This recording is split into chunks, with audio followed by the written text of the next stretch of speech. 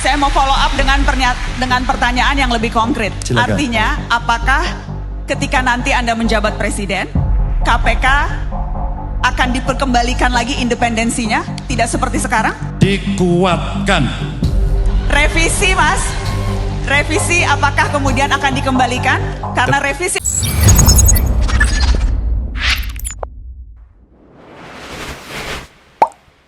Ibu Mega sempat mengeluarkan pernyataan, bubarin saja KPK, tidak efektif. Saya mau tanya, Anda sependapat dengan Ibu Ketua Umum? Dalam konteks penegakan hukum, boleh nggak ada slide yang bisa ditampilkan ya? Dari sisi hukum tadi itu. Baik dari jumlah penindakan kasus korupsi yang ada di Indonesia 2018-2022, biar semua publik audiens tahu sikap saya sebagai capres. Agar tidak terjadi konfus, siapa berpendapat, siapa yang sedang duduk di sini.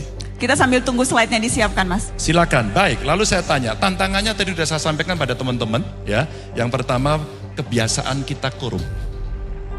Kerja nyogok, mau dapat proyek nyogok, dan kemudian ketemu seseorang, ketangkap OTT KPK.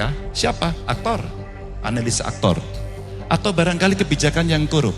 Karena regulasi menguntungkan sebagian dan kemudian itu dijadikan seolah-olah ini untuk kepentingan bersama, tapi yang bermain itu beberapa orang saja. Atau sistem aturan yang korup dari si kelembagaannya. Jangan-jangan memang aturannya kurang bagus. Atau terakhir, ya prakteknya yang tiap hari tertolerir itu sudah biasa kok, nggak apa-apa. Namanya juga orang kuasa, power tends to corrupt. Nggak bisa. Ini tantangannya. Maka saya tuliskan Mbak di dalam solusi ini. Penguatan kejaksaan KPK dan kepolisian yang disebut sebagai APH. Clear? Masih Jadi tidak lagi? sependapat bahwa KPK harus dibubarkan, malah justru harus dikuatkan. Sepakat dikuatkan. Sepakat dikuatkan. Artinya, Mas,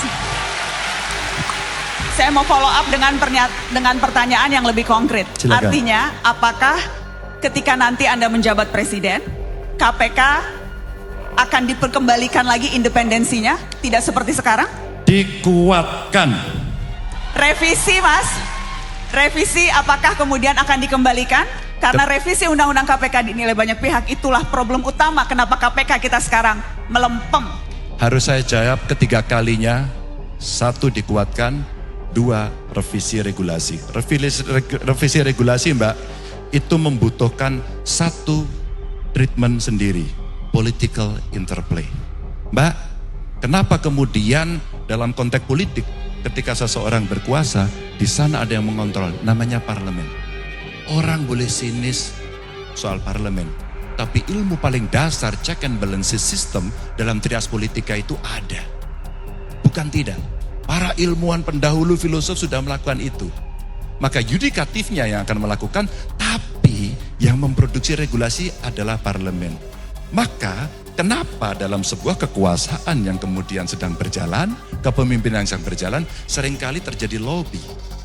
Seringkali terjadi seperti praktek Pak Jokowi.